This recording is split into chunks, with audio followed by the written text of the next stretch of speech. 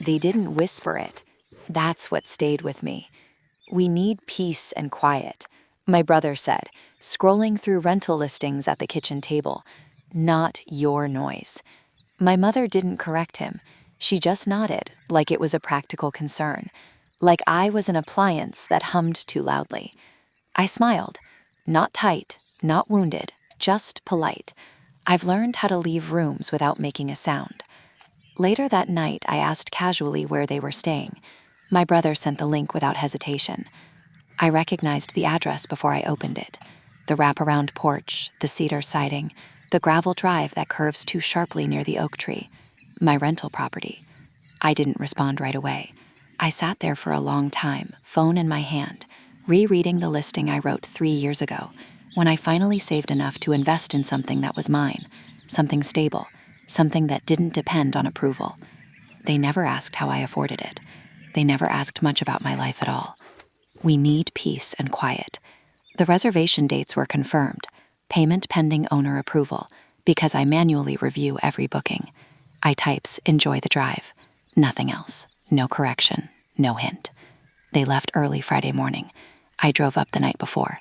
The porch light hums faintly when it's cold. I replaced the bulb myself last month. I made coffee just after sunrise and sat on the top step with the keys looped around my finger. When their SUV turned onto the gravel, the tires crunched slow, cautious. They didn't see me at first. My brother stepped out, stretching, already scanning for the keypad box mounted beside the door. Then he froze. My mother's door opened slower. There's a particular look people have when a detail rearranges everything they assumed. It's not anger. It's not embarrassment. It's recalculation. "You're here?" my mother asked. I stood, brushing non-existent dust from my jeans. "I am." Silence settled between us. Not heavy, just unfamiliar. My brother recovered first. "What are you doing here?" I held up the keys. Not dramatically, just enough. "I own it." The sentence didn't rise, it didn't accuse, it simply existed. My mother blinked. "Own the property?" I said, "I've had it for 3 years." The wind moved through the trees behind them. No one spoke. My brother pulled out his phone, reopening the booking confirmation as if it might rewrite itself. I watched the moment land. The name of the owner listed clearly on the platform. "You didn't tell us?" he said finally. "You didn't ask." It wasn't sharp, it was factual. He tried to pivot. "Well, great, that makes it easier." I nodded slowly. "Actually, it makes it formal." I took my phone from my pocket and turned the screen toward them. "Your reservation is pending because I manually approve guests." My brother stared at me like he was searching for the punchline. "There's a security agreement," I continued. "Standard policy. Signed rental contract, deposit processed before entry." My mother shifted her weight. "We're family." "I know."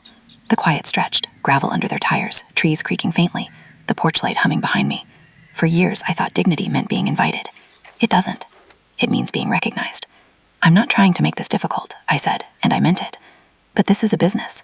If you'd like to stay, I'll send the contract now. If not, there's another cabin 20 minutes west. Availability looked open this morning." No anger, no threat, just options. My brother looked at my mother. Something unspoken passed between them. A silent inventory of pride versus inconvenience. The drive had been 3 hours. Signal up here is unreliable. Hotels nearby fill fast on weekends. My phone buzzed. Contract request notification sent. My mother exhaled first. "Send it." My brother didn't argue. They signed. Deposit transferred. I stepped aside and unlocked the door. "Checkout is Sunday at 11, I said. Trash to the outside bins. Linens in the hamper. Professional. Neutral. They carried their suitcases past me differently than they had arrived. Not deferential. Not ashamed. Aware. I didn't follow them inside. I stood on the porch a moment longer, listening to the unfamiliar sound of them moving through a space that was entirely mine. No celebration rose in me. No gloating. Just a steady settling. For the first time, exclusion didn't shrink me. It clarified something.